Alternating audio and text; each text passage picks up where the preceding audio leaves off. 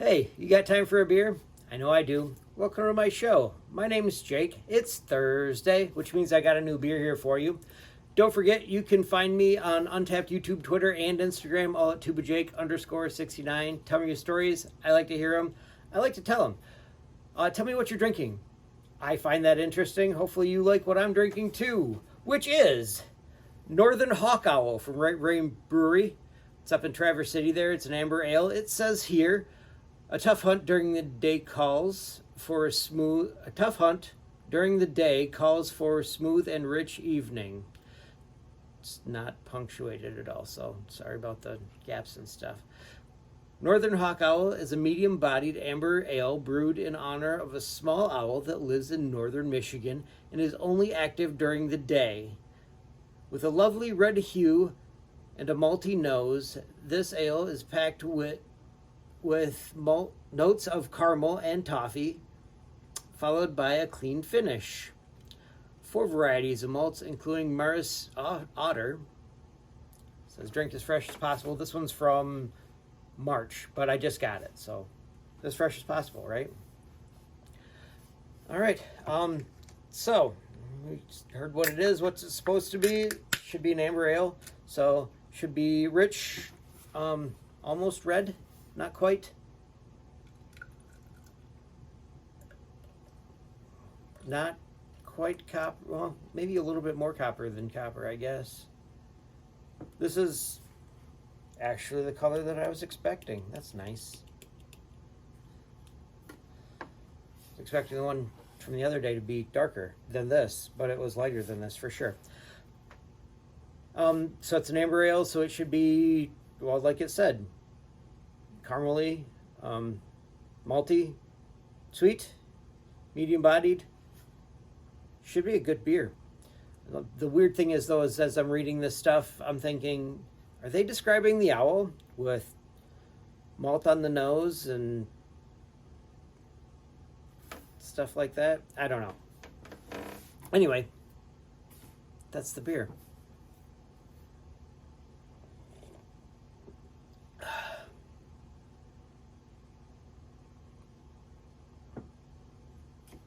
It is beer. It does definitely have that sweet flavor to it. There's a little bit of the hop on the back end of it that you can just barely taste, which not terribly surprising with the amber ale.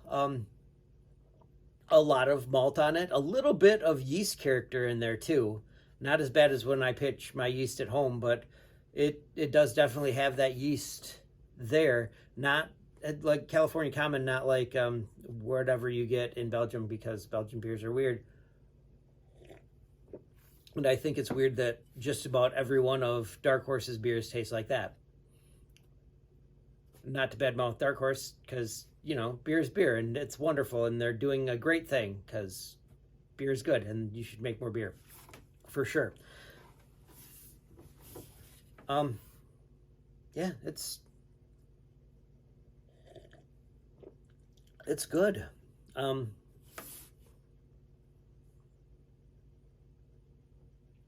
there any other beers that this reminds me of? I had what was the name of that one from up at Keweenaw? It's like Copper Harbor Amber Ale, something like that, I want to say. A lot like this one. And it was really good up at Keweenaw Brewing from up there in Houghton.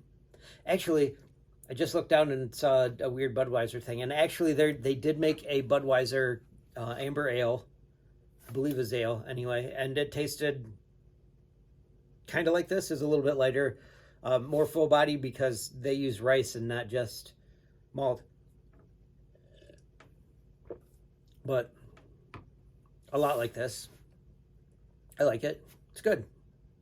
Would I have another? Probably. If you offered me a different beer, I would probably take that too. But then usually I go with a different beer unless there's other ones there that I haven't had. No, if there's other ones that I haven't had, I would definitely go with that. If there's none other there, then I would go with the same beer. But, I mean, I like new beer. Does this remind me of a story? A story.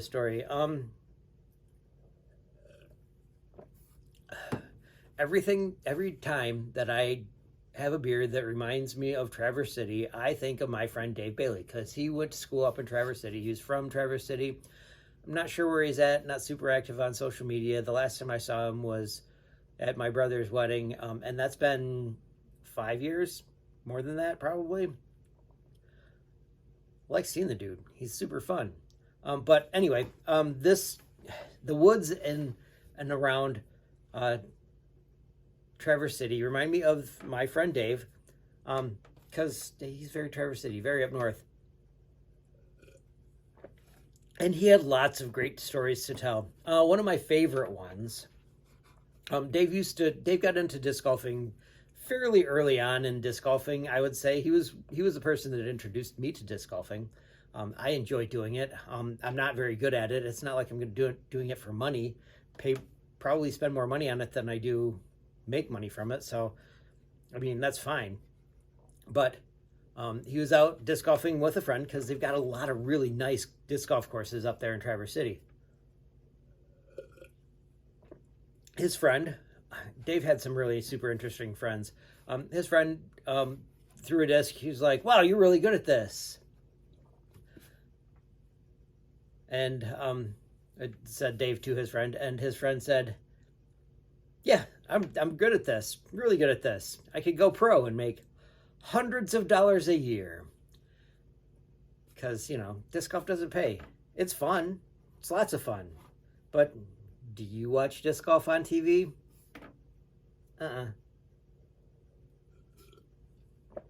But it's super fun, and you should try it if you have not, because there's nothing quite like walking around outside with a beer in your hand.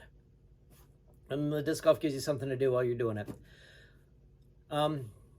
So Dave had two friends that he graduated with in his class at Traverse City.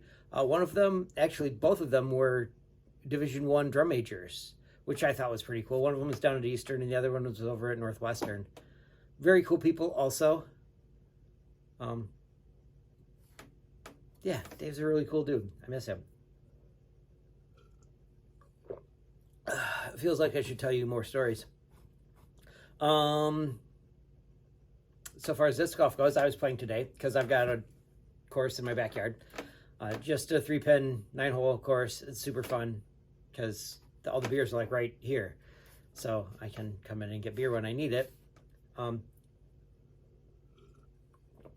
But the lady next door was having a tree cut down because it was a big white pine and all of the needles were red. So obviously it's dying, and it's right next to the power line. So it's probably good that she was having it cut down before it fell down in a storm and wiped out power for who knows how far.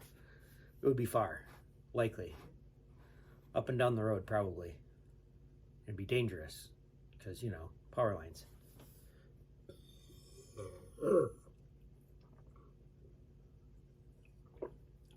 But she's having this tree cut down. I walk outside. I'm like, oh, that's weird. There's like trucks and stuff all around. There's a couple of guys walking around. All of a sudden I hear, and I look up to where this tree is, and there's a guy up in the tree. And cutting down branches and taking off pieces of the trunk. It was really pretty cool. I did definitely stop a couple of times while I was out there just to watch, because watching people cut down trees is interesting. I'm not very good at it, but they are. They took the guys that were doing that took down a tree in my backyard too. Cool guys, nice guys. Even came back and fixed up the field where they drove through it. I mean, it was January, but it was still pretty wet. Anyway, I've got a quote for you. The quote today comes from Teddy Roosevelt. He was a president.